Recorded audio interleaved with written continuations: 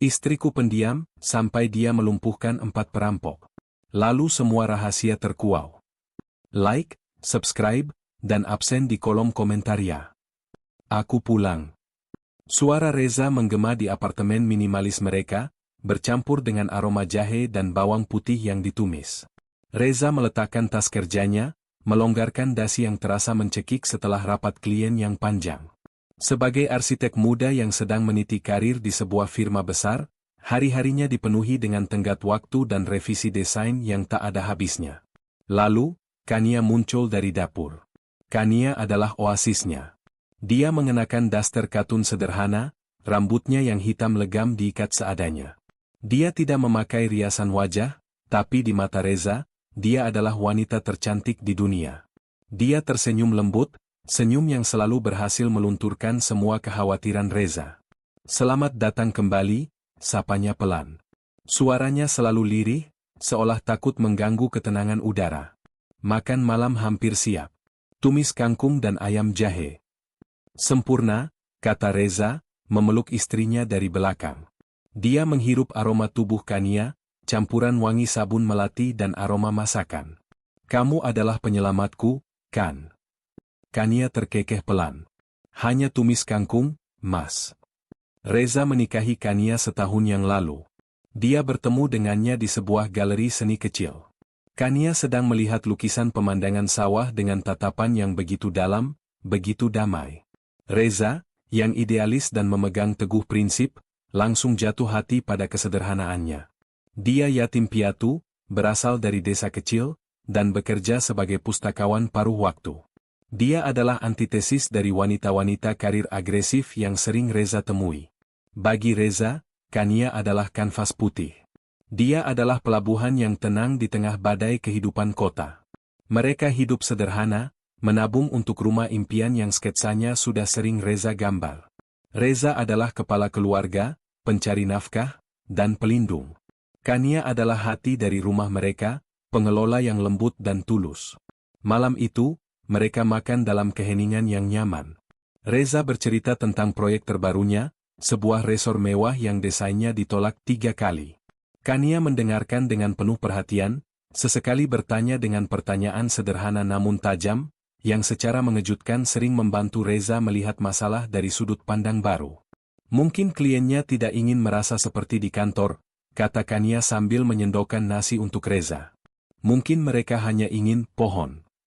Reza berhenti mengunyah. Pohon? Maksudmu? Hanya pohon, ulang Kania. Tempat berteduh yang alami. Bukan beton yang dibentuk seperti pohon. Reza terdiam. Ide itu brilian dalam kesederhanaannya. Kania, katanya, meraih tangan istrinya. Kamu jenius. Kania tersipu, menunduk. Mas Reza bisa saja. Sebelum tidur, Reza memperhatikannya menyirami tanaman sukulen di balkon. Gerakannya terukur, tenang, dan penuh perhatian. Reza merasa menjadi pria paling beruntung di dunia. Dia memiliki segalanya, karir yang sedang menanjak dan seorang istri yang lembut, sederhana, dan mencintainya apa adanya. Dia tidak tahu bahwa seluruh hidupnya dibangun di atas ilusi yang dirancang dengan sempurna. Itu adalah malam perayaan kecil mereka. Bukan hari jadi, bukan ulang tahun. Mereka hanya merayakan fakta bahwa proyek resor Reza akhirnya disetujui, berkat ide, hanya pohon, dari Kania. Kita makan sate Pak Kumis, seru Reza, saat mereka keluar dari gedung bioskop setelah menonton film komedi romantis yang klise. Kania tertawa. Tapi itu jauh, Mas. Dan sudah malam. Justru itu enaknya. Sate tengah malam. Mereka memutuskan untuk berjalan kaki. Udara malam Jakarta terasa sejuk setelah hujan sore. Mereka berjalan bergandengan tangan, berbicara tentang hal-hal remeh. Untuk menghemat waktu, Reza mengambil jalan pintas yang sering ia lewati saat kuliah dulu, sebuah gang sempit yang menghubungkan 2 jalan utama. Gang itu remang-remang. Lampu jalan di ujung sana berkedip-kedip. Suara tawa mereka perlahan memudar, digantikan oleh suara langkah kaki mereka sendiri di atas paving yang basah. Mas, aku rasa ini bukan ide bagus, bisik Kania. Cengkeramannya di tangan Reza sedikit mengencang. Tenang saja, aku tahu. Kalimat Reza terputus. 4 sosok pria keluar dari bayang-bayang di depan mereka. 3 lagi muncul di belakang, menutup jalan keluar. Mereka tidak terlihat seperti perampok profesional, lebih seperti preman jalanan yang putus asa. 1 memegang pipa besi berkarat, 2 lainnya mengacungkan pisau lipat. Pemimpinnya, seorang pria bertubuh kurus dengan mata liar, menyeringai. Wah, wah, ada pasangan romantis kesasar, desisnya. Jantung Reza berdebar kencang. Naluri pertamanya adalah melindungi. Dia menarik Kania ke belakang tubuhnya. Jangan macam-macam, kata Reza, suaranya bergetar lebih dari yang ia inginkan. Ambil dompet saya, ambil jam saya. Tapi jangan sentuh istri saya. Pria kurus itu tertawa. Bos kecil main pahlawan. Kami ambil semua, Mas. Termasuk mbaknya yang cantik ini. Pria dengan pipa besi mengayunkan pipanya untuk memukul bahu Reza, sekadar untuk pamer kekuatan. Reza memejamkan mata, bersiap merasakan sakit. Tapi rasa sakit itu tidak pernah datang. Yang Reza dengar pertama kali adalah suara retak yang kering. Bukan suara pipa menghantam daging, tapi suara tulang yang patah. Dia membuka matanya. Pria berpipa besi itu tergeletak di tanah, memegangi pergelangan tangannya yang terpelintir ke sudut yang tidak wajar, berteriak melengking. Reza tidak mengerti. Semuanya terjadi dalam sepersekian detik. Kania, yang sedetik lalu berada di belakangnya, kini berdiri di depannya. Kania, bisik Reza. Pria kurus itu, kaget melihat temannya jatuh, berteriak marah dan menerjang ke depan dengan pisaunya, mengarah ke dada Kania. Disinilah waktu seolah berhenti bagi Reza. Kania tidak mundur. Dia tidak menghindar. Dia melangkah maju, masuk ke dalam jangkauan serangan. Gerakannya adalah efisiensi yang brutal. 1 tangan menepis pergelangan tangan pria itu ke samping. Tangan Kania yang lain bergerak secepat kilat ke arah leher pria itu, bukan untuk mencekik, tapi 2 jarinya menekan tepat di bawah jakun. Pria itu terbatuk, megap-megap, pisaunya terlepas. Kania bahkan tidak melihat pisau itu jatuh. 2 pria di belakang mereka, yang tadi menutup jalan keluar, sekarang berlari maju untuk membantu pemimpin mereka. Kesalahan besar. Reza menyaksikan istrinya, Kania yang lembut, Kania yang menyirami sukulen, Kania yang pemalu, berubah menjadi sesuatu yang lain. Sesuatu yang primal dan menakutkan. Dia menunduk di bawah ayunan pisau pertama, sikunya menghantam ulu hati penyerang. Pria itu langsung ambruk, kehabisan napas.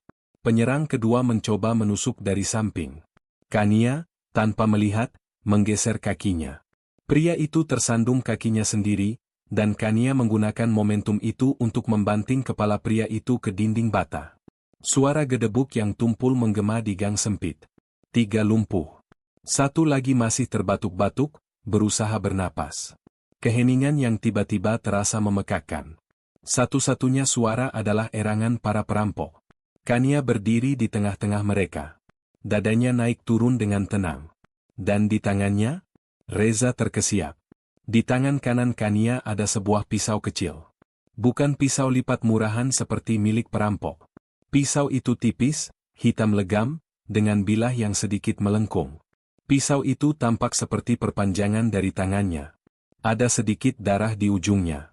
Kapan dia mengeluarkannya? Reza bahkan tidak melihatnya.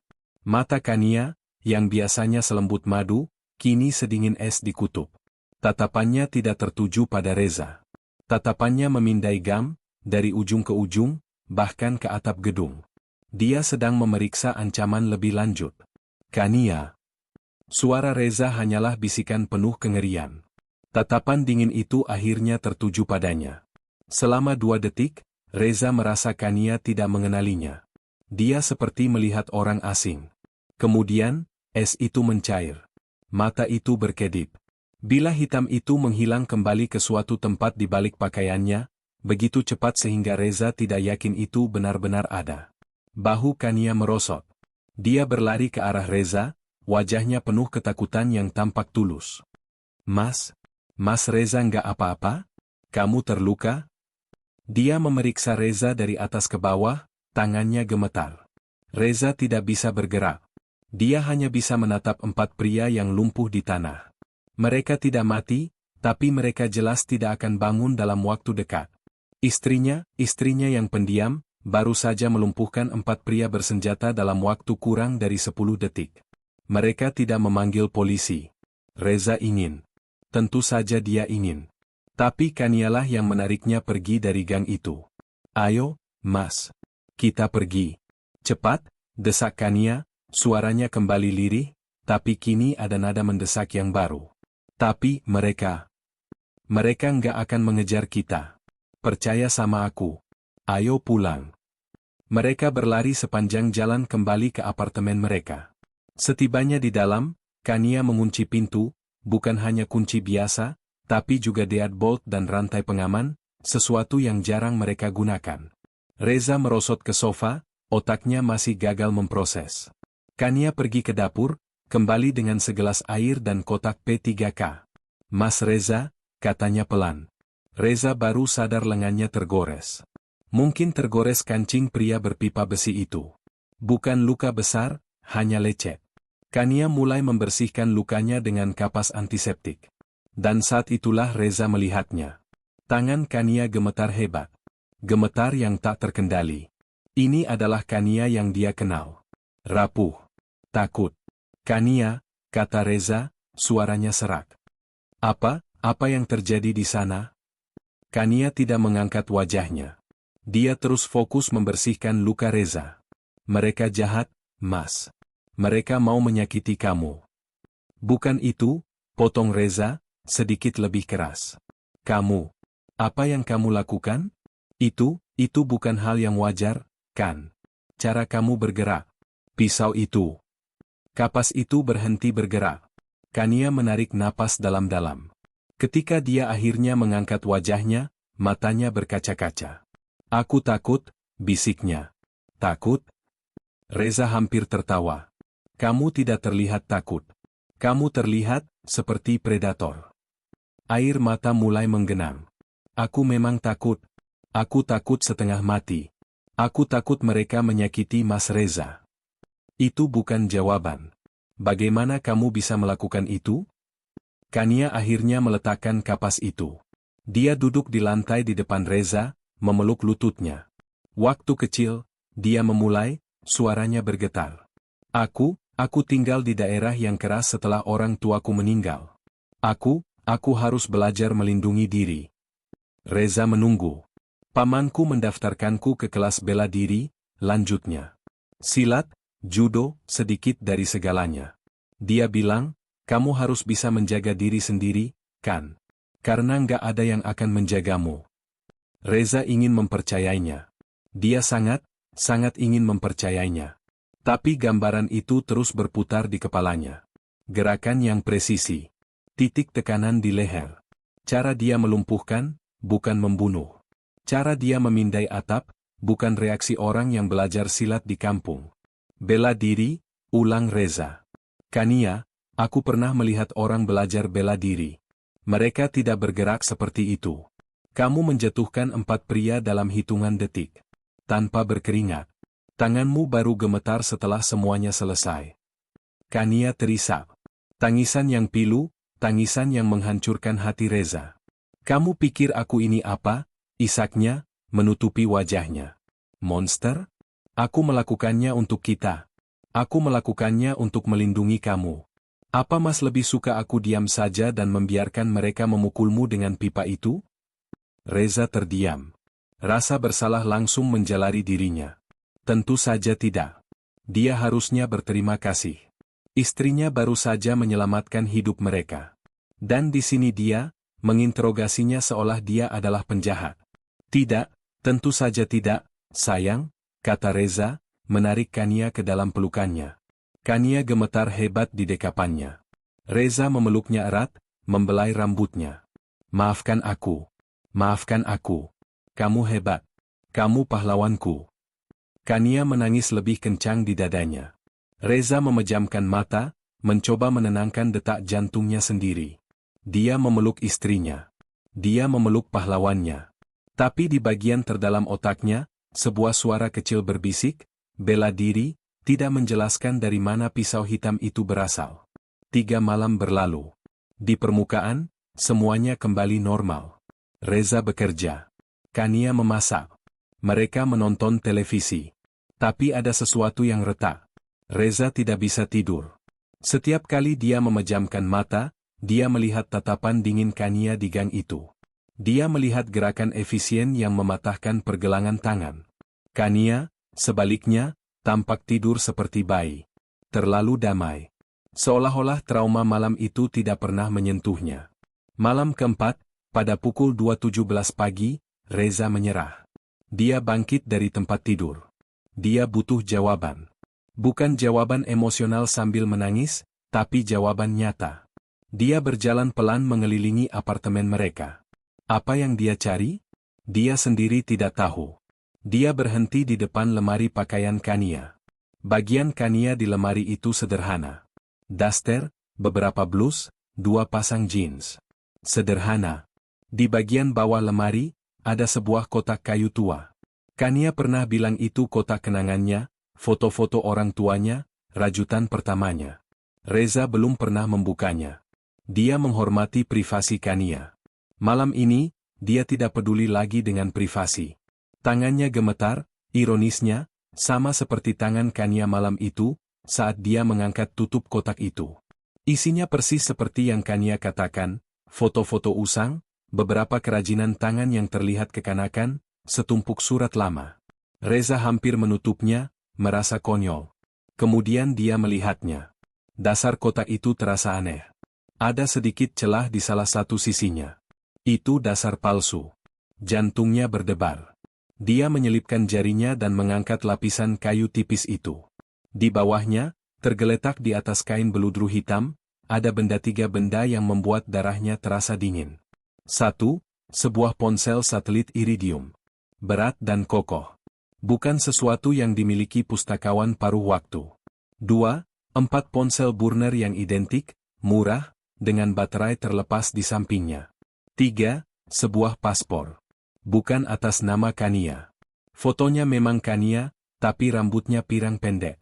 Namanya Anastasia Sastrawijaya. Tempat lahir, Zurich, Swiss. Reza terhuyung mundur, hampir menjatuhkan kotak itu. Anastasia Sastrawijaya. Nama itu terdengar familiar.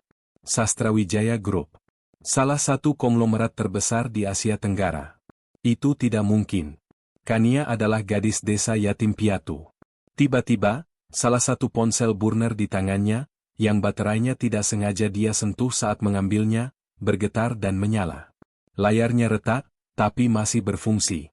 Sebuah notifikasi pesan muncul di layar. Pesan itu bukan dalam bahasa Indonesia. Bukan bahasa Inggris.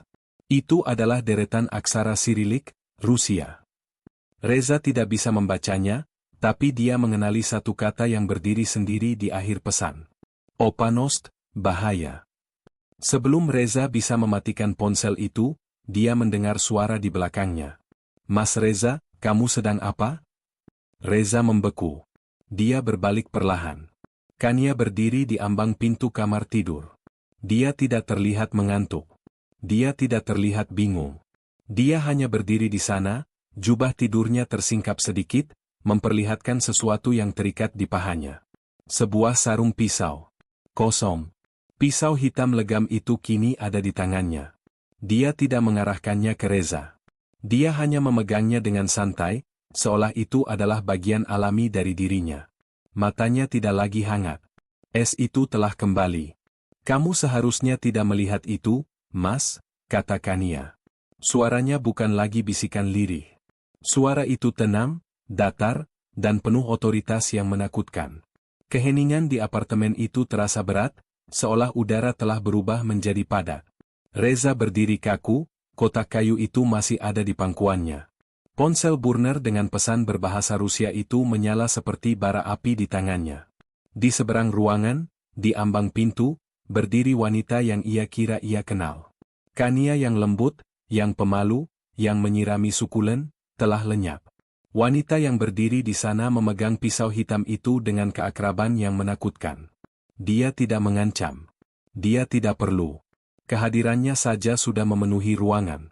Jubah tidurnya tersingkap, memperlihatkan sarung pisau taktis yang terikat di pahanya. Sesuatu yang seharusnya hanya ada di film aksi, bukan di apartemen arsitek di Jakarta Selatan. Matanya sedingin es.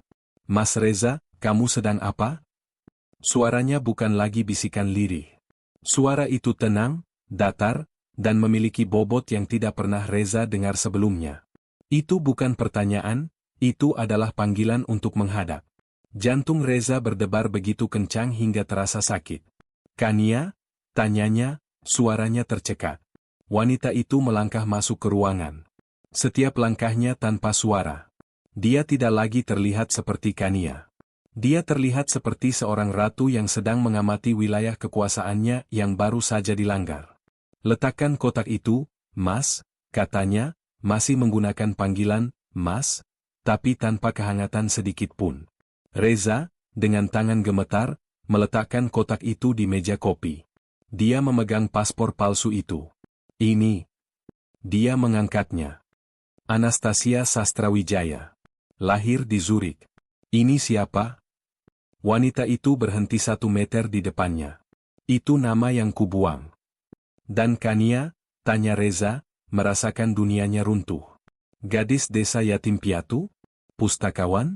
Apa itu semua? Wanita itu menatapnya lurus. Itu kamuflase. Peran yang kubutuhkan untuk mendapatkan ini. Mendapatkan apa?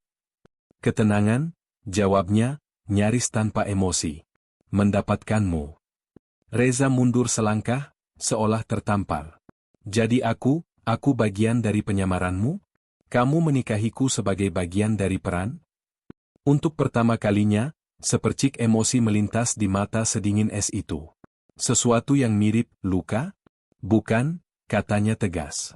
Kamu adalah satu-satunya bagian yang tidak direncanakan. Kamu adalah satu-satunya hal yang nyata. Reza ingin berteriak. Dia ingin melempar barang. Nyata? Ini nyata? Dia menunjuk ke kotak itu, ponsel satelit, tumpukan ponsel burner. Pesan ini nyata? Dia menusuk layar ponsel yang menyala. Aku mungkin arsitek, tapi aku tahu alfabet Sirilik. Ini artinya, bahaya. Kania, atau Anastasia, melirik ponsel itu. Wajahnya langsung mengeras. Sialan, desisnya. Dia bergerak cepat, merebut ponsel itu dari tangan Reza. Kapan kamu menyalakannya? Baru saja, tidak sengaja.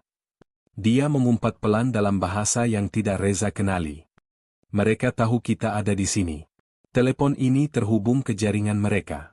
Saat dinyalakan, dia mengirimkan sinyal lokasi. Kita terekspos. Kita? Terekspos?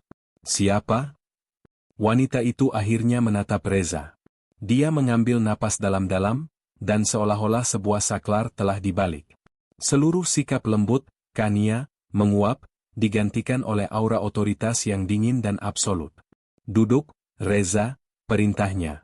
Aku akan menjelaskannya sekali. Dan setelah itu, kita harus pergi. Reza tidak duduk. Dia terlalu shock untuk bergerak. Sastrawijaya, gumam Reza. Seperti? Sastrawijaya Group? Konglomerat itu? Ayahku, jawab Kania datar. Aku pewaris tunggal yang seharusnya sudah mati 10 tahun lalu. Reza menatapnya, mencoba mencerna. Istrinya yang sederhana, yang dia pikir perlu dia nafkahi dan lindungi, ternyata adalah salah satu wanita terkaya di Asia. Aku tidak mengerti, bisik Reza. Kenapa? Kenapa hidup seperti ini? Kenapa menikah denganku? Karena aku lelah, katanya. Suara itu kini sedikit melembut, sekelumit dari Kania yang asli mulai terlihat.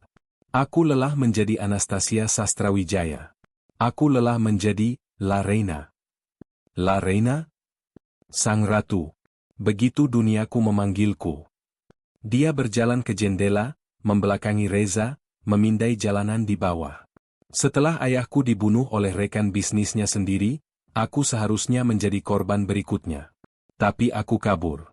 Aku membangun kekuatanku sendiri. Dia berbalik menghadap Reza. Aku memimpin Srikandi Merah.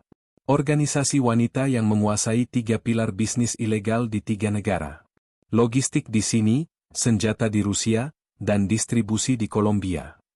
Reza terhuyung. Kata itu keluar dari mulutnya sebelum dia bisa menahannya. Mafia. Dunia adalah tempat yang kejam, Reza, kata Kania. Aku hanya mengaturnya agar lebih efisien. Kami tidak menyakiti orang yang tidak bersalah.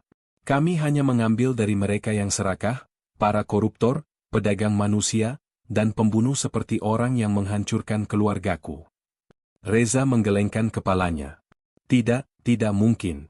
Kania yang kukenal, dia lembut. Kania adalah aku, tegasnya. Kania adalah bagian diriku yang merindukan kehidupan normal. Bagian diriku yang kusembunyikan selama bertahun-tahun. Lalu aku melihatmu di galeri itu. Dia menunjuk lukisan sawah di dinding apartemen mereka. Lukisan yang sama tempat mereka pertama kali bertemu. Kamu menatap lukisan itu dan kamu bilang pada temanmu, aku hanya ingin membangun rumah yang tenang di sana. Kamu tidak melihat wanita-wanita kaya di ruangan itu. Kamu tidak peduli pada jam tangan mahal. Kamu hanya ingin ketenangan. Sama sepertiku. Air mata mulai menggenang di mata Reza. Jadi kamu berbohong padaku. Sejak hari pertama. Aku melindungimu, suaranya naik. Musuhku, organisasi naga hitam, kelompok yang membunuh ayahku, mereka tidak pernah berhenti mencariku. Aku tahu aku tidak bisa hidup normal. Tapi aku ingin merasakannya. Aku menikahimu, Reza, karena aku benar-benar jatuh cinta padamu. Tapi aku juga menikahimu agar aku punya alasan untuk menempatkanmu di bawah perlindunganku. Perlindungan? Reza tertawa getir. Malam itu. Gang itu. 4 perampok. Wajah Kania kembali mengeras. Itu bukan perampokan biasa, Reza. Itu adalah tes. Ini adalah premis yang Reza tidak bisa terima. Tes? Naga hitam curiga aku ada di Jakarta. Mereka tidak tahu wajahku, tapi mereka tahu aku ada di sekitar sini. Mereka mengirim preman-preman itu untuk memancingku. Itu skenario mereka. Jantung Reza mencelos. Skenario apa? Skenario tanpa kemenangan, jelas Kania, matanya memancarkan kedinginan seorang ahli strategi. Jika aku tidak bereaksi, mereka akan membunuhmu. Mereka akan mengambil kelemahan sipilku, dan aku akan keluar dari persembunyian untuk membalas dendam. Jika aku bereaksi, seperti yang kulakukan, aku membenarkan kecurigaan mereka. Aku menunjukkan tanganku. Reza teringat sesuatu. Pisau itu? Aku melumpuhkan mereka, kata Kania cepat. Aku mematahkan pergelangan tangan, merusak tendon, menghancurkan jakun. Mereka tidak akan pernah bicara atau memegang pisau lagi. Tapi mereka hidup. Aku seorang profesional, Reza. Bukan pembunuh. Dan sekarang, tanya Reza, ngeri. Karena kamu bereaksi, mereka tahu? Mereka tahu, Kania membenarkan, menunjuk ke ponsel burner di tangannya. Pesan, bahaya, ini adalah konfirmasi dari informanku di dalam naga hitam. Mereka tidak lagi mencari. Mereka sudah menemukan. Sinyal dari ponsel ini baru saja memberi mereka lokasi apartemen kita. Reza pucat pasi. Mereka akan datang ke sini. Mereka sudah di jalan. Bagi Reza, dunia adalah tentang garis yang jelas, pondasi yang kuat, dan struktur yang logis. Istrinya adalah seorang mafia. Istrinya adalah pewaris miliuner. Istrinya baru saja mengatakan bahwa tim pembunuh sedang menuju ke apartemen mereka. Logika runtuh. Pondasi hancur. Aku tidak bisa, gumam Reza, merosot ke sofa. Ini gila. Ini semua bohong. Kania menghampirinya. Dia berlutut di depannya. Es di matanya mencair, digantikan oleh kepanikan yang tulus. Ini adalah Kania yang dia kenal. Mas, panggilnya, suaranya kembali lirih dan penuh ketakutan. Aku tahu ini berat. Aku tahu aku menghancurkan duniamu. Tapi aku bersumpah, cintaku padamu tidak pernah bohong. Itu satu-satunya hal yang membuatku tetap waras. Reza menatap wanita di depannya. Wanita dengan dua wajah. Sang ratu dan sang istri. Bagaimana aku bisa percaya, bisik Reza, rasa pengkhianatan begitu dalam hingga menusuk fisiknya. Seluruh hidupku setahun ini, apa itu? Sebuah penjara yang nyaman yang kamu bangun untukku? Itu adalah perlindungan. Kania mengusap air mata yang mulai jatuh di pipi Reza. Kamu pikir kariermu yang melesat itu kebetulan? Proyek resor yang tiba-tiba disetujui setelah kamu menggunakan ide pohon? Reza membeku. Klien itu, lanjut Kania, adalah salah satu orangku. Aku memastikan kamu sukses. Aku memastikan kamu aman. Aku menjauhkan semua bahaya dari duniamu. Reza merasa mual. Kesuksesannya. Harga dirinya sebagai kepala keluarga. Semuanya diatur oleh istrinya yang sederhana. Kamu mengendalikanku, katanya. Aku melindungimu, balas Kania, frustrasi. Tapi sekarang, ilusi itu sudah selesai. Aku gagal. Aku terlalu lama bermain sebagai Kania dan lupa betapa berbahayanya menjadi Anastasia. Dan sekarang aku telah menyeretmu ke dalam duniaku. Reza menatap mata istrinya. Dia melihat Kania yang ketakutan, dan dia melihat Larena yang marah. Apa yang akan terjadi pada kita? Tanya Reza. Kania berdiri. Auranya kembali berubah. Otoritas itu kembali. Kita akan bertahan hidup, katanya. Pakai jaketmu, perintah Kania. Sepatu. Bukan sandal. Bawa dompet, KTP, dan ponsel pribadimu. Matikan ponselmu. Reza masih terpaku di sofa. Kania. Tidak ada waktu, bentaknya. Suara itu begitu keras, begitu tidak seperti Kania, hingga Reza langsung berdiri karena refleks. Kania bergerak secepat kilat. Dia berlari ke kamar tidur. Reza mengikutinya. Kania tidak membuka lemari pakaian. Dia merobek lukisan sawah, lukisan pertemuan pertama mereka, dari dinding. Di baliknya, tertanam di dinding, sebuah brankas digital. Dia memasukkan kode dan memindai ibu jarinya. Pintu brankas terbuka. Di dalamnya bukan perhiasan. Isinya adalah 2 pistol semi-otomatis, beberapa magasin cadangan, setumpuk uang tunai dalam berbagai mata uang, dan sebuah kunci mobil yang tidak Reza kenali. Kania mengambil 1 pistol, dengan gerakan terlatih dia menyisipkan magasin, mengokangnya, dan menyelipkannya di pinggang belakangnya, tersembunyi di balik kaos tidurnya. Dia mengambil pistol kedua dan menawarkannya pada Reza. Reza menatap benda hitam mematikan itu dengan ngeri. Tidak. Aku tidak akan pernah. Aku seorang arsitek. Aku membangun sesuatu. Aku tidak menghancurkan. Kania menatapnya sesaat, ada kekecewaan di matanya. Baik. Kalau begitu, lari lebih cepat. Dia memasukkan pistol kedua ke dalam saku jaketnya sendiri. Tetap di belakangku. Jangan bersuara. Apapun yang terjadi, ikuti aku. Jangan menoleh ke belakang. Kania mematikan saklar listrik utama apartemen. Gelap adalah teman kita. Apartemen itu langsung terjun ke dalam kegelapan total. Kania menggenggam tangan Reza. Tangannya, yang biasanya hangat dan lembut, kini terasa keras dan dingin. Mereka mungkin sudah ada di lobi, bisiknya. Kita lewat tangga darurat. Mereka bergerak cepat. Kania membuka pintu apartemen, mengintip koridor yang sepi. Mereka berlari ke pintu keluar darurat. Suara langkah kaki mereka menggema di tangga beton. Reza, dengan paru-parunya yang biasa duduk di depan komputer, terengah-engah setelah 5 lantai. Kania, yang dia pikir hanya pustakawan, bahkan tidak bernapas berat. Mereka sampai di basement parkir. Gelap dan lembab. Ke mobil, bisik Reza, menunjuk ke arah sedan keluarganya. Bukan, kata Kania. Mobil itu sudah dilacak.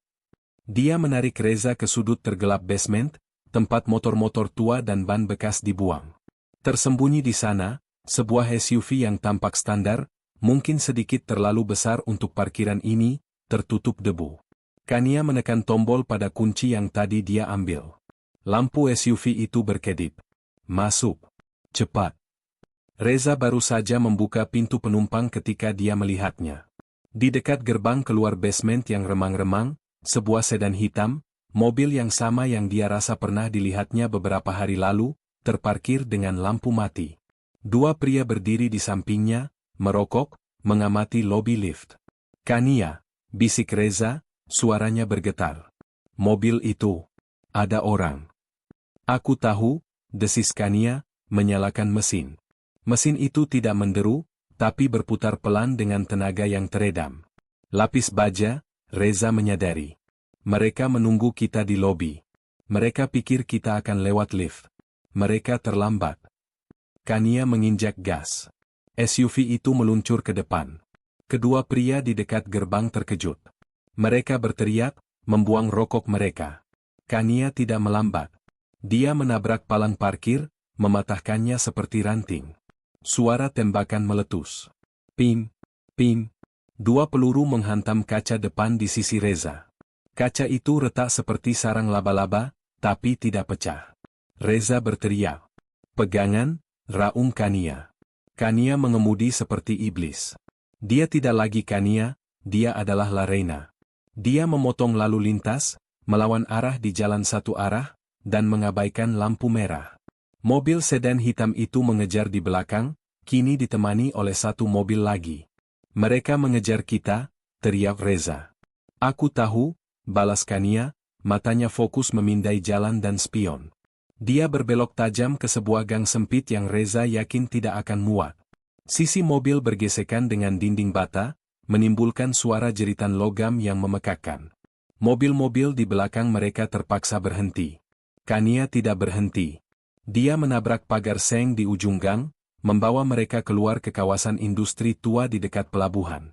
Area yang Reza, sebagai arsitek, tahu akan segera digusur. Dia akhirnya menghentikan mobil di depan sebuah gudang yang tampak bobrok dan hampir runtuh. Kita di sini, tanya Reza, terengah-engah. Ini tempat persembunyianmu? Gudang rongsokan?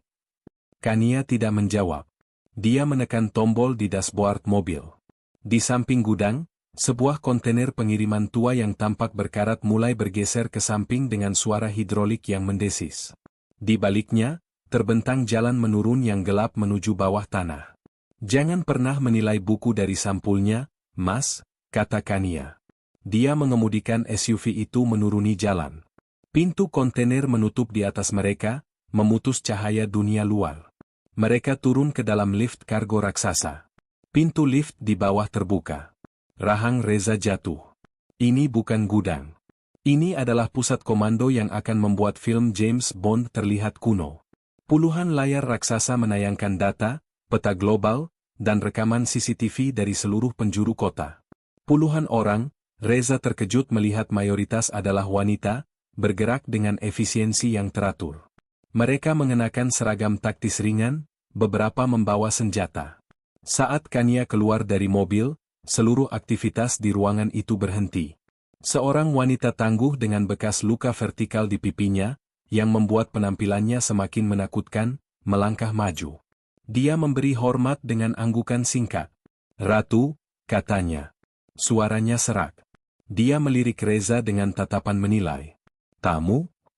Dia suami saya, kata Kania, suaranya kembali menjadi suara ratu. Otoritas penuh. Dia adalah kelemahan. Mulai sekarang, statusnya diubah menjadi aset. Beri dia akses level 1 dan pengawal pribadi. Reza bingung. Aset? Kelemahan? Kania, apa maksudnya ini? Kania berbalik menghadapnya. Wajahnya lelah tapi tegas. Selamat datang di Serikandi Merah, Reza. Ini adalah kotak Pandora yang sebenarnya. Sebelum Reza bisa menjawab, alarm merah menyala di seluruh ruangan. Suara sirene yang memekakkan telinga berbunyi. Wanita dengan bekas luka itu berteriak. Pelanggaran. Tim naga hitam terdeteksi di sektor 3. Mereka melacak sinyal GPS dari salah satu mobil pengejar yang kita tinggalkan. Mereka tahu kita ada di bawah sini. Kekacauan pecah. Para agen berlari ke posisi mereka, senjata terkokang. Kania, dengan tenang, berjalan ke rak senjata di dinding, mengambil senapan serbu taktis, dan melemparkan rompi anti peluru ke Reza. Pakai, perintahnya. Dia menatap Reza, matanya menyala dengan intensitas yang menakutkan sekaligus memikat. Malam ini akan panjang, Mas, katanya, mengokang senapannya. Waktunya memilih. Kamu mau tetap jadi kelemahan yang dilindungi, atau kamu mau mulai bertindak seperti aset? Rompi anti peluru itu terasa berat dan asing di bahu Reza. Telinganya masih berdenging akibat ledakan di pintu ruang komando. Asap memenuhi ruangan. Lindungi aset. Itu adalah teriakan Rizka, wanita dengan bekas luka, yang kini berdiri di antara Reza dan pintu yang hancur. Ini bukan lagi apartemen yang tenang. Ini adalah zona perang. Reza, sang arsitek, yang terbiasa dengan keheningan dan garis-garis presisi di atas kertas, kini terlempar ke dalam kekacauan brutal. Tetap menunduk, Aset. Rizka menyalak padanya. Kata, Aset, itu terasa seperti tamparan. Dia bukan lagi, Mas Reza. Dia adalah properti yang harus dilindungi. Dari balik meja server yang dia gunakan sebagai perlindungan, Reza mengintip. Dia menyaksikan Sri Kandi merah beraksi. Mereka bukan sekadar orang-orang yang mengetik di komputer. Para wanita yang beberapa menit lalu terlihat seperti analis data, kini memegang senjata dengan efisiensi yang mengerikan. Mereka bergerak berpasangan, berkomunikasi dengan isyarat tangan singkat, dan menembak dengan presisi terkendali. Tidak ada peluru yang terbuang. Mereka tidak panik. Mereka profesional. Di tengah kekacauan itu, Kania adalah pusat badai. Dia tidak lagi terlihat seperti istrinya. Dia adalah La Reina. Reza melihatnya di monitor CCTV internal, yang layarnya masih menyala di dinding.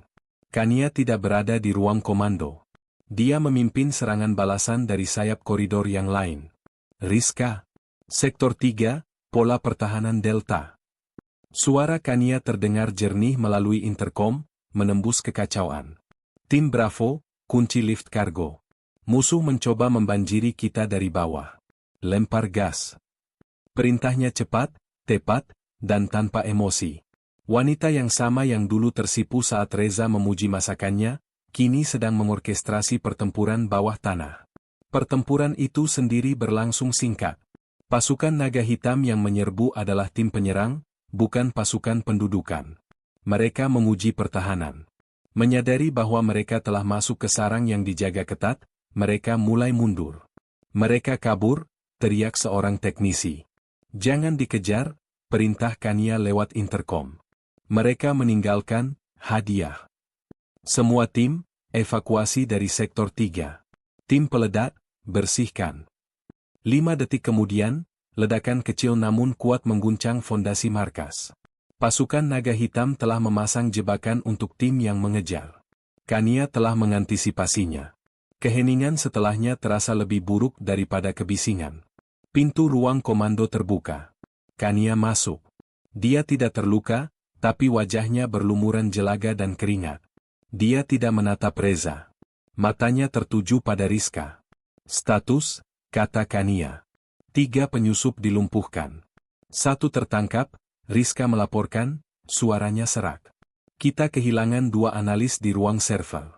Mereka menanam pelacak di mobil pengejar kita. Mereka tahu kita di bawah pelabuhan. Reza merasa mual. 2 orang mati. Karena dia. Karena Kania menunda evakuasi untuk menjelaskan semuanya padanya. Kania mengangguk, ekspresinya tidak terbaca. Kita berkompromi. Bakar tempat ini. Aktifkan protokol pindah, sarang elang. Kita pergi dalam 10 menit. Baik, Ratu. Seluruh ruangan kembali bergerak dengan efisiensi senyap. Para agen menghancurkan server, mengemasi peralatan penting. Kania akhirnya menatap Reza. Reza melihat istrinya, tapi yang menatap balik adalah seorang jenderal. Reza, katanya, mulai sekarang, hidupmu yang dulu sudah berakhir. Reza menelan ludah. Dia baru saja melihat dunia baru istrinya. Dan dunia itu tidak punya tempat untuk seorang arsitek idealis. Mereka pindah. Bukan dalam kepanikan, tapi dalam prosesi yang teratur. Sebuah konvoi van lapis baja tanpa tanda melaju dalam kegelapan malam, menjauhi pelabuhan. Reza duduk di belakang salah satu van, diapit oleh 2 penjaga Sri Kandi merah. Kania berada di van komando terdepan. Markas baru mereka, sarang elang, adalah kebalikan dari markas bawah tanah. Itu adalah sebuah gria tawam, penthouse, mewah di puncak salah satu gedung pencakar langit baru yang belum sepenuhnya dihuni. Dindingnya kaca, menawarkan pemandangan 360 derajat kota Jakarta. Tapi Reza tahu kaca itu anti peluru, mungkin anti roket. Ini adalah kandang emas. Selama 48 jam berikutnya, Reza tidak melihat Kania. Dia mendengar suaranya, teriakan marah dalam bahasa Rusia, perdebatan sengit dalam bahasa Spanyol, perintah tegas dalam bahasa Indonesia. Kania sedang berperang di 3 negara sekaligus. Kenshin, pemimpin naga hitam, telah melancarkan serangan terkoordinasi. Dia menyerang rute logistik Srikandi Merah di Indonesia, membekukan aset mereka di Rusia, dan menyergap pengiriman mereka di Kolombia. Dia melakukan semua ini karena satu alasan. Kania telah menunjukkan kelemahannya. Reza terkunci di kamar tidur utama yang lebih besar dari apartemen lamanya. 2 penjaga berdiri di luar pintu. Dia adalah aset yang harus dilindungi dengan segala cara. Dia adalah liabilitas. Pada malam ketiga, pintu terbuka. Kania masuk. Dia tampak mengerikan. Matanya merah karena kurang tidur. Ada perban di lengan kirinya yang tidak Reza sadari sebelumnya. Dia melepaskan sabuk senjatanya dan melemparkannya ke meja. Dia menatap Reza, yang sedang berdiri di dekat jendela, memandangi kota. Kamu seharusnya tidak di dekat jendela, kata Kania datar. Penembak jitu bisa. Biarkan saja, potong Reza, suaranya pahit. Mungkin itu lebih baik. Setidaknya aku tidak lagi menjadi bebanmu. Kania tersentak, seolah Reza menamparnya. Jangan bicara begitu. Kenapa tidak? Reza berbalik. Aku mendengarmu, Kania. Aku mendengar laporan Rizka. Kamu kehilangan 3 kapal di Kolombia karena Kenshin tahu kamu akan mengalihkan sumber daya untuk melindungiku di sini. Orang-orangmu mati karena aku. Itu keputusanku, balas Kania. Keputusan yang buruk, teriak Reza. Keputusan yang tidak akan dibuat oleh La Reina. Itu keputusan yang dibuat oleh Kania. Istriku. Dan dia membahayakan semua orang. Kania terdiam. Dia berjalan ke bar dan menuang segelas air, tangannya sedikit gemetar. Dia tahu, bisik Kania. Kenshin, dia tidak hanya menyerang bisnisku. Dia menyerangmu. Dia telah menaruh harga untuk kepalamu. Setiap pembunuh bayaran di Asia sekarang mencarimu. Suami La Reina. Reza merasakan dingin menjalari tulang punggungnya. Kamu adalah tumit Akilisku, Reza, kata Kania, suaranya pecah. Aku seorang ratu. Aku seharusnya tidak memiliki kelemahan. Tapi aku memilikinya. Dan itu adalah kamu.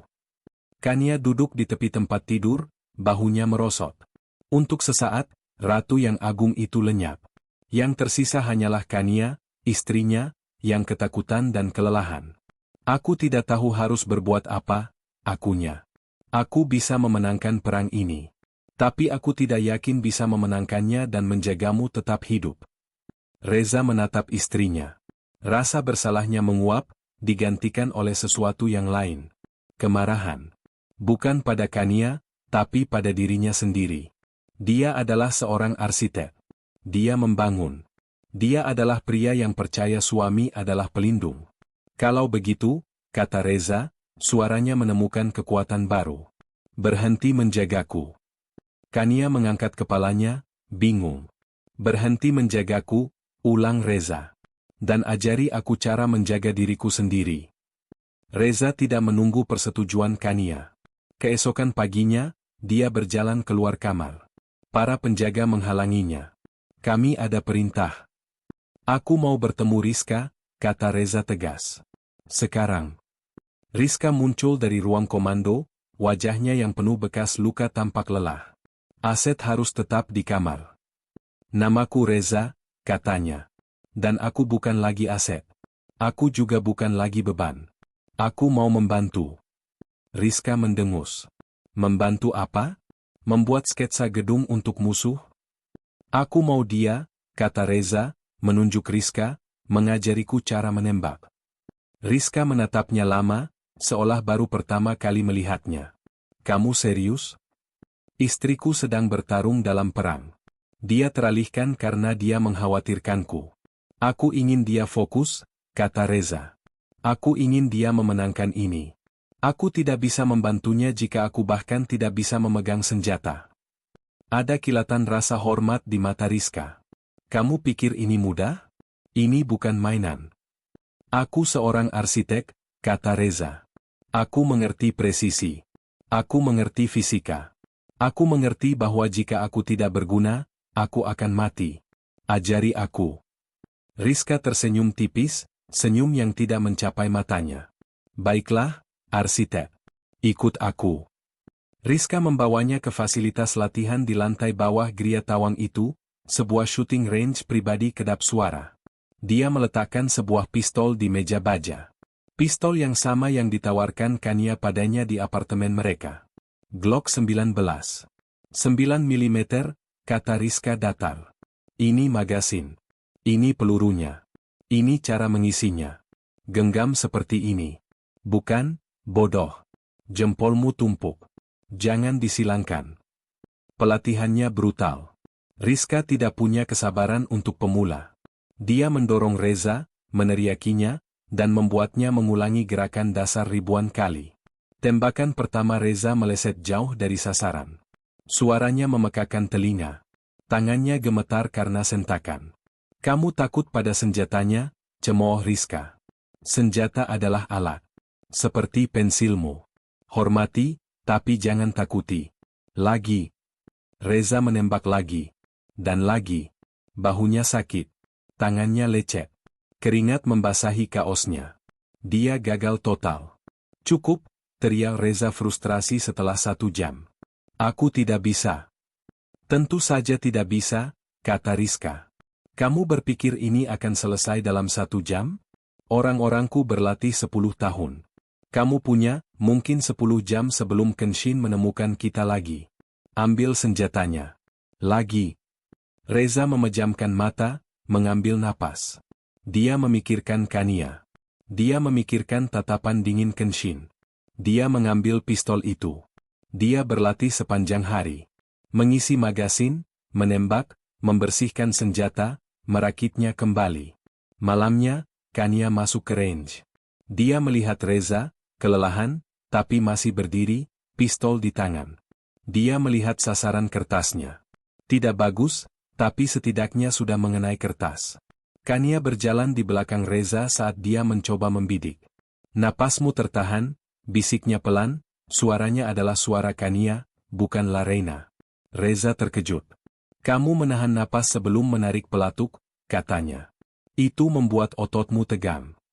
Dia meletakkan tangannya di atas tangan Reza, membetulkan genggamannya. Tarik napas. Lepaskan setengah. Di jeda itu, tarik pelatuknya. Dengan mulus. Reza bisa merasakan kehangatan tubuhnya di belakangnya. Dia bisa mencium aroma samar melati dan mesiu. Dia menarik napas. Melepaskannya setengah. Menarik pelatuk. Tembakan itu tepat di tengah. Reza menatap lubang di kertas itu, tertegun. Kania melepaskan tangannya. Lanjutkan latihanmu, katanya, suaranya kembali profesional. Reza berbalik. Kania. Dia berhenti di pintu. Aku bukan lagi kelemahanmu, kata Reza. Kania menatapnya lama. Buktikan, katanya, lalu pergi. Reza tidak menunggu persetujuan Kania. Keesokan paginya, dia berjalan keluar kamar. Para penjaga menghalanginya. Kami ada perintah. Aku mau bertemu Rizka, kata Reza tegas. Sekarang. Rizka muncul dari ruang komando, wajahnya yang penuh bekas luka tampak lelah. Aset harus tetap di kamar. Namaku Reza, katanya. Dan aku bukan lagi Aset. Aku juga bukan lagi beban. Aku mau membantu. Rizka mendengus. Membantu apa? Membuat sketsa gedung untuk musuh? Aku mau dia, kata Reza, menunjuk Rizka, mengajariku cara menembak. Rizka menatapnya lama, seolah baru pertama kali melihatnya. Kamu serius? Istriku sedang bertarung dalam perang. Dia teralihkan karena dia mengkhawatirkanku. Aku ingin dia fokus, kata Reza. Aku ingin dia memenangkan ini. Aku tidak bisa membantunya jika aku bahkan tidak bisa memegang senjata. Ada kilatan rasa hormat di mata Rizka. Kamu pikir ini mudah? Ini bukan mainan. Aku seorang arsitek, kata Reza. Aku mengerti presisi. Aku mengerti fisika. Aku mengerti bahwa jika aku tidak berguna, aku akan mati. Ajari aku. Rizka tersenyum tipis, senyum yang tidak mencapai matanya. Baiklah, arsitek. Ikut aku. Rizka membawanya ke fasilitas latihan di lantai bawah Gria Tawang itu, sebuah shooting range pribadi kedap suara. Dia meletakkan sebuah pistol di meja baja. Pistol yang sama yang ditawarkan Kania padanya di apartemen mereka. Glock 19. 9 mm, kata Rizka datar. Ini magasin. Ini pelurunya. Ini cara mengisinya. Genggam seperti ini. Bukan, bodoh. Jempolmu tumpuk. Jangan disilangkan. Pelatihannya brutal. Rizka tidak punya kesabaran untuk pemula. Dia mendorong Reza, meneriakinya, dan membuatnya mengulangi gerakan dasar ribuan kali. Tembakan pertama Reza meleset jauh dari sasaran. Suaranya memekakan telinga. Tangannya gemetar karena sentakan. Kamu takut pada senjatanya, cemooh Rizka. Senjata adalah alat. Seperti pensilmu. Hormati, tapi jangan takuti. Lagi. Reza menembak lagi. Dan lagi. Bahunya sakit. Tangannya lecet. Keringat membasahi kaosnya. Dia gagal total. Cukup, teriak Reza frustrasi setelah 1 jam. Aku tidak bisa. Tentu saja tidak bisa, kata Rizka. Kamu berpikir ini akan selesai dalam 1 jam? Orang-orangku berlatih 10 tahun. Kamu punya, mungkin 10 jam sebelum Kenshin menemukan kita lagi. Ambil senjatanya. Lagi. Reza memejamkan mata, mengambil napas. Dia memikirkan Kania. Dia memikirkan tatapan dingin Kenshin. Dia mengambil pistol itu. Dia berlatih sepanjang hari. Mengisi magasin, menembak, membersihkan senjata, merakitnya kembali. Malamnya, Kania masuk ke range. Dia melihat Reza, kelelahan, tapi masih berdiri, pistol di tangan. Dia melihat sasaran kertasnya. Tidak bagus, tapi setidaknya sudah mengenai kertas. Kania berjalan di belakang Reza saat dia mencoba membidik. Napasmu tertahan, bisiknya pelan, suaranya adalah suara Kania, bukan Larena. Reza terkejut. Kamu menahan napas sebelum menarik pelatuk, katanya. Itu membuat ototmu tegang. Dia meletakkan tangannya di atas tangan Reza, membetulkan genggamannya. Tarik napas. Lepaskan setengah. Di jeda itu, tarik pelatuknya. Dengan mulus. Reza bisa merasakan kehangatan tubuhnya di belakangnya. Dia bisa mencium aroma samar melati dan mesiu. Dia menarik napas. Melepaskannya setengah. Menarik pelatuk. Tembakan itu tepat di tengah.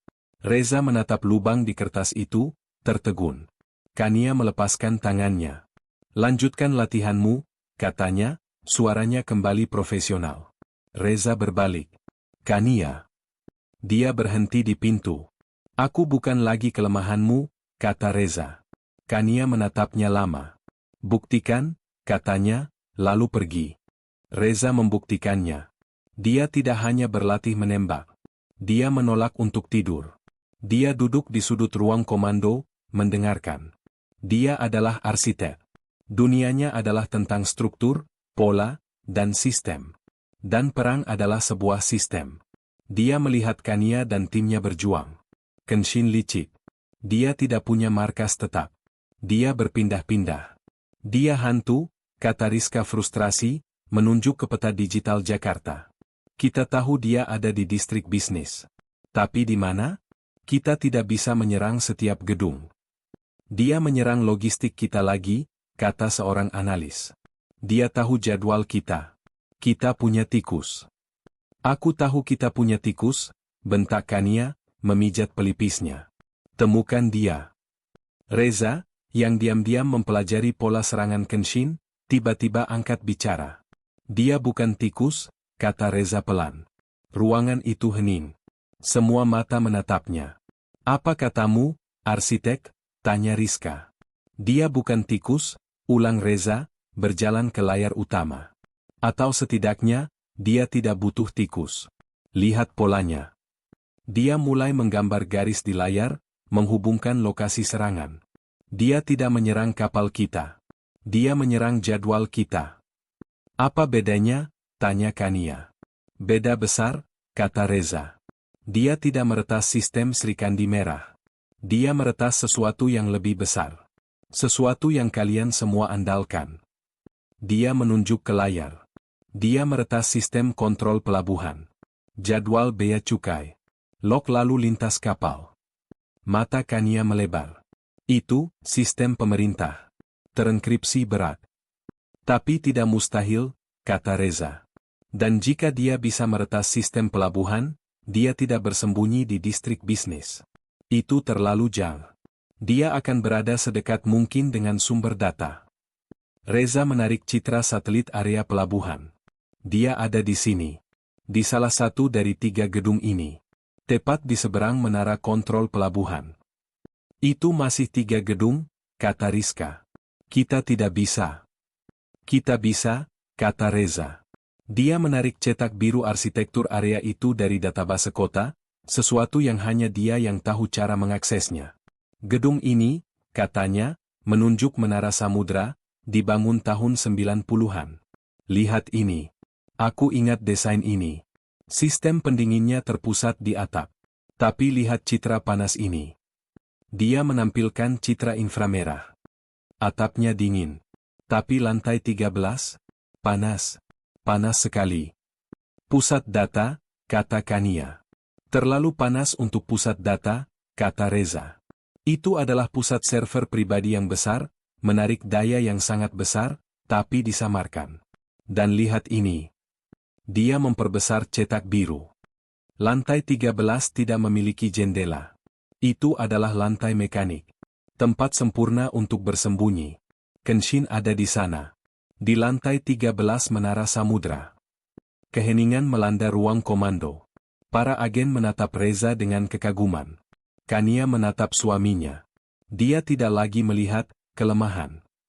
Dia melihat aset yang paling tajam. Rizka, kata Kania, matanya menyala. Siapkan tim penyerang. Rencananya sederhana dan brutal. Kania akan memimpin tim penyerang utama. Mereka akan menyamar sebagai tim SWAT, menggunakan kekacauan palsu, alarm kebakaran, sebagai pengalih perhatian. Reza akan tetap di sarang elang, di ruang komando. Kamu adalah mata kami, Reza, kata Kania sebelum dia pergi. Dia mengenakan perlengkapan tempur penuh. Dia tampak seperti dewi perang. Kamu yang memandu kami masuk. Tidak ada seorang pun yang tahu gedung itu lebih baik darimu. Aku tahu, kata Reza. Dia menyerahkan pistol Glock-nya. Kau lebih membutuhkannya. Kania tersenyum, senyum Kania yang asli. Aku punya milikku sendiri. Simpan itu. Untuk berjaga-jaga. Dia menyentuh pipinya singkat. Tetap aman. Lalu dia pergi. Operasi dimulai. Reza duduk di kursi komando, jantungnya berdebar kencang. Dia melihat segalanya melalui headcam Kania dan Rizka. Alarm kebakaran aktif, lapor Rizka dari lobi. Orang-orang mulai evakuasi. Tim Ratu, masuk lewat tangga darurat barat, pandu Reza, suaranya tegang namun jelas. Lantai 13. Pintu akses ada di belakang poros elevator. Reza melihat melalui mata Kania saat mereka menaiki tangga. Berhenti, bisik Reza tiba-tiba. Di depan ada sensor gerak. Aku melihat panelnya dicetak biru. 3 meter di depanmu, di langit-langit. Kania memberi isyarat.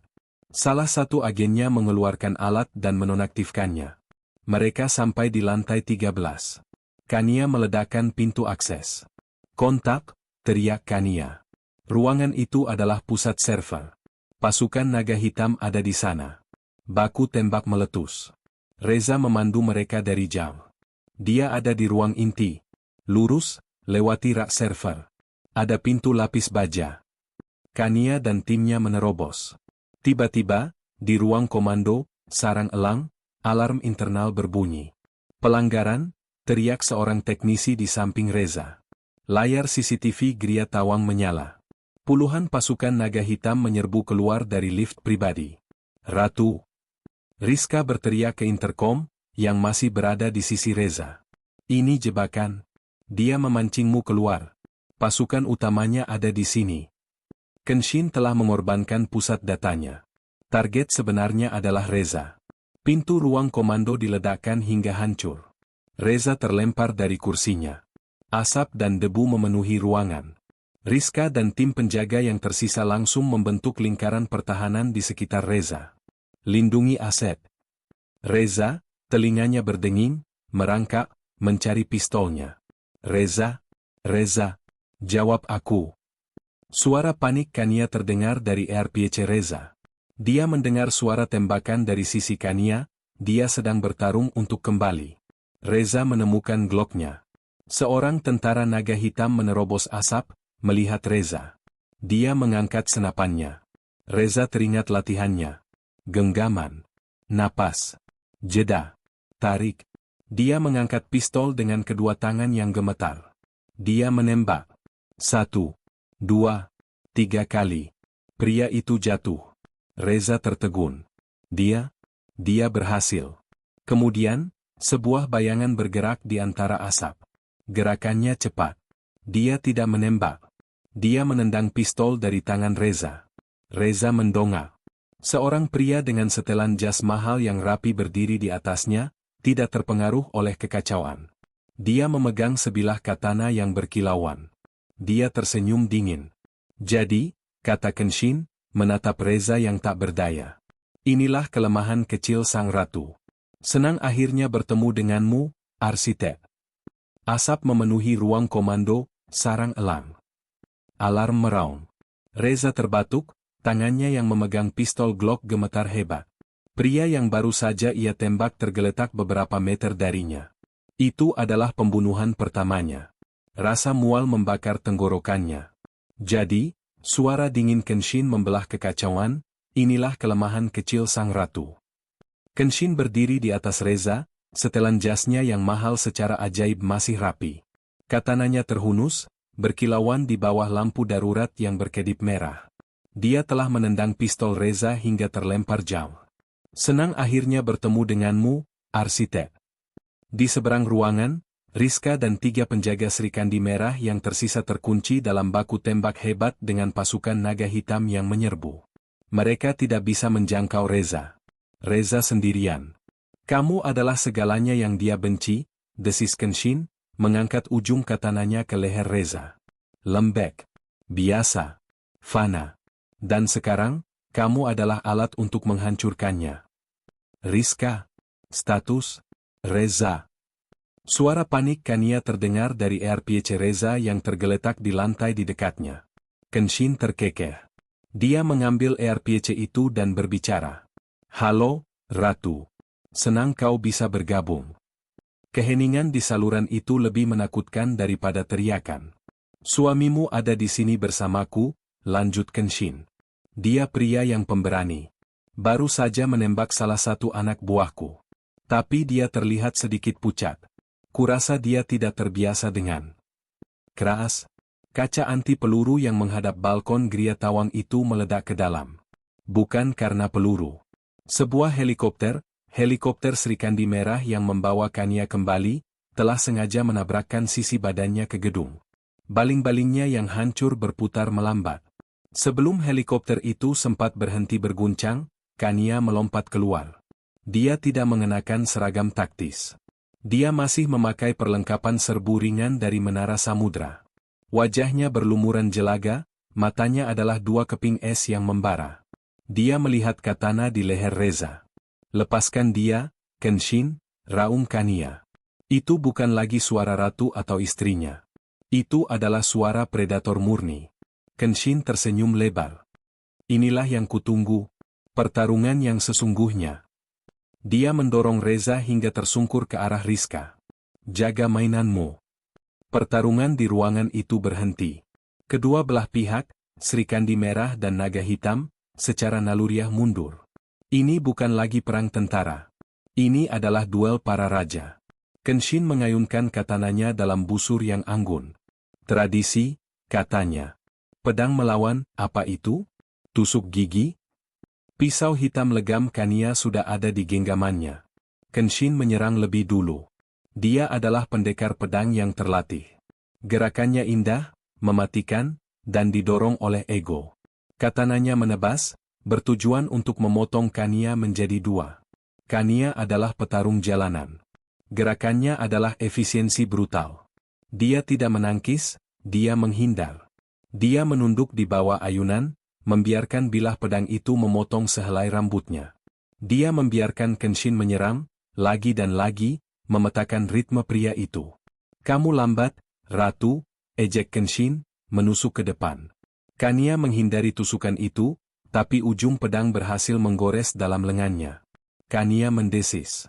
Darah mulai mengalir. "Kamu sentimental," kata Kenshin, melihat darah itu. "Cinta membuatmu tumpul." Dia melihat Reza yang sedang ditahan oleh Rizka di sudut ruangan. "Setelah aku selesai denganmu, aku akan membunuhnya pelan-pelan. Aku akan membiarkanmu melihat arsitek kecilmu." Itu adalah kesalahan fatal. Kenshin mengangkat katananya untuk serangan terakhir. Kania tidak lagi menghindar. Dia ingat kehidupan normalnya. Dia ingat tumis kangkung. Dia ingat senyum Reza di galeri. Dia tidak lagi bertarung untuk mempertahankan kerajaannya. Dia bertarung untuk menyelamatkan rumahnya. Saat katana itu turun, Kania tidak mundur. Dia melesat maju, ke dalam jangkauan tebasan. Gerakan yang bunuh diri. Reza berteriak. Kenshin terkejut. Dia tidak bisa menghentikan momentumnya. Bilah pedangnya menebas bahu Kania, menebas dalam. Tapi Kania sudah berada di dalam pertahanannya. Sebelum Kenshin bisa bereaksi, pisau hitam Kania bergerak. Bukan ke jantung. Bukan ke leher. Terlalu jelas. Pisau itu menusuk ke samping, di bawah tulang rusuk Kenshin, lalu memutar ke atas. Gerakan yang kotor, menyakitkan, dan melumpuhkan secara instan. Krep. Tangan Kania yang lain menghantam pergelangan tangan Kenshin, mematahkannya. Katana itu jatuh dengan dentang keras. Kenshin tersedak, ambruk berlutut. Keheningan total. Kania berdiri di atasnya, terengah-engah, darah mengucur dari bahu dan lengannya. Pisau hitamnya kini menempel di tenggorokan Kenshin. Seluruh ruangan membeku. Pasukan naga hitam yang tersisa menjatuhkan senjata mereka. Tanpa pemimpin mereka hanyalah tentara bayaran. Kenshin mendongak ke arah Kania, darah menyembul dari bibirnya. "Bunuh aku, Ratu," desisnya. "Selesaikan. Tunjukkan padanya," dia menunjuk Reza, "siapa dirimu sebenarnya." Kania menatapnya. Auranya adalah aura, La Reina, dalam kendali penuh. Wajahnya berlumuran darah, miliknya dan darah Kenshin. Dia adalah gambaran kemenangan yang menakutkan. Dia adalah ratu di puncak kekuasaannya. Dia menatap mata Kenshin. Lalu dia menatap Reza. Reza berdiri kaku, ditahan oleh Rizka. Dia menatap istrinya dengan campuran ngeri, kagum, dan cinta yang membingungkan. Dia baru saja menyaksikan wanita yang dicintainya hampir mati, dan kemudian membantai lawannya tanpa ampun. Kania menarik napas. Dia meludahkan darah dari mulutnya. "Tidak," katanya pada Kenshin. Dia menyarungkan kembali pisau hitamnya. "Pembunuhan adalah gayamu. Bukan gayaku," kata Kania. Dia menatap Rizka. Dia masih hidup. Paru-parunya tertusuk, tapi dia hidup. Amankan dia. Dia akan diadili oleh Dewan Tiga Negara atas kejahatannya terhadap organisasi kita. Kenshin menatapnya dengan kaget, lalu tertawa sebelum terbatuk darah. "Kalah total." Rizka mengangguk. "Tim medis, ambil sampah ini. Sisanya, lucuti mereka semua." Para anggota Srikandi Merah bergerak, efisien seperti biasa. Kemenangan telah dipastikan. Mereka menatap ratu mereka dengan hormat yang nyaris seperti pemujaan. Kania berdiri sendirian di tengah ruang komando yang hancur. Dia melihat helikopter yang hancur, mayat-mayat, dan darah di lantai marmer yang mahal. Dia memenangkan perang. Dia menguasai segalanya. Dia sendirian. Lalu, Reza melepaskan diri dari pegangan Rizka. Dia berjalan perlahan melintasi ruangan. Langkah kakinya adalah satu-satunya suara selain erangan orang-orang yang terluka. Dia melewati tentara yang ditangkap, melewati senjata yang berserakan, dan berhenti di depan istrinya. Dia berlumuran darah. Dia adalah Ratu Mafia. Reza mengangkat tangannya, bukan ke wajah Kania, tapi ke bahunya yang terluka parah. Dia menyentuh luka itu dengan lembut. Kania, bisiknya. Es di mata, Larena, retak. Kekuatan yang menopangnya lenyap. Dia goyah. Mas Reza, bisiknya, suaranya kembali menjadi suara Kania. Dia ambruk ke depan. Reza menangkapnya. Untuk pertama kalinya dalam perang ini, Reza yang menopang Kania, bukan sebaliknya. Ayo kita obati lukamu, kata Reza, memeluk istrinya yang berlumuran darah di tengah kerajaannya yang hancur. Seminggu berlalu. Perang telah usai. Organisasi Naga Hitam telah hancur. Aset-aset mereka disita oleh Sri Kandi Merah. Kenshin dipenjara di fasilitas Black City di Rusia, menunggu persidangan. Kania telah memenangkan segalanya. Kekuasaannya kini absolut. Mereka kembali ke apartemen mereka. Yang lama. Tempat itu telah dibersihkan. Tapi bekas-bekasnya masih ada. Ada goresan peluru di dinding yang telah ditambal seadanya. Ada retakan di bingkai jendela. Kania sedang menyirami sukulennya di balkon. Lengannya masih digendong, tapi dia bersikeras melakukannya. Dia hanya mengenakan kaos oblong dan celana kargo. Dia mencoba menjadi Kania lagi. Reza berdiri di ambang pintu balkon, memegang 2 cangkir kopi. Sudah berakhir, kata Kania pelan, menatap matahari terbenam. Kita aman sekarang. Sepenuhnya aman. Reza berjalan mendekat dan memberikan secangkir kopi. Tangannya tidak lagi gemetar saat memegang cangkir. Aku melihatmu di ruang komando, kata Reza pelan. Aku melihat matamu saat pisau itu ada di leher Kenshin. Kamu akan melakukannya. Kania berhenti menyiram. Tapi aku tidak. Tidak, Reza setuju. Kamu berhenti. Kamu melihatku, dan kamu berhenti. Aku melakukannya untukmu, bisik Kania. Aku ingin menunjukkan padamu bahwa aku bisa mengendalikan dia. Reza meletakkan cangkirnya. Aku tahu. Dan itulah yang paling membuatku takut. Kania berbalik, bingung. Takut? Aku menyelamatkan kita. Aku jatuh cinta pada Kania, kata Reza, suaranya mantap. Pustakawan pendiam yang tersipu saat aku puji. Aku belajar menghormati Larena. Aku berutang nyawa padanya. Dia seorang jenderal, ahli strategi, seorang ratu. Dia mengambil napas dalam-dalam, menatap mata istrinya. Tapi aku tidak tahu, lanjutnya, apakah aku bisa menghabiskan sisa hidupku tidur di samping seorang ratu mafia. Aku tidak tahu apakah aku bisa menciummu tanpa bertanya-tanya apakah ada darah di tanganmu yang tidak bisa kulihat.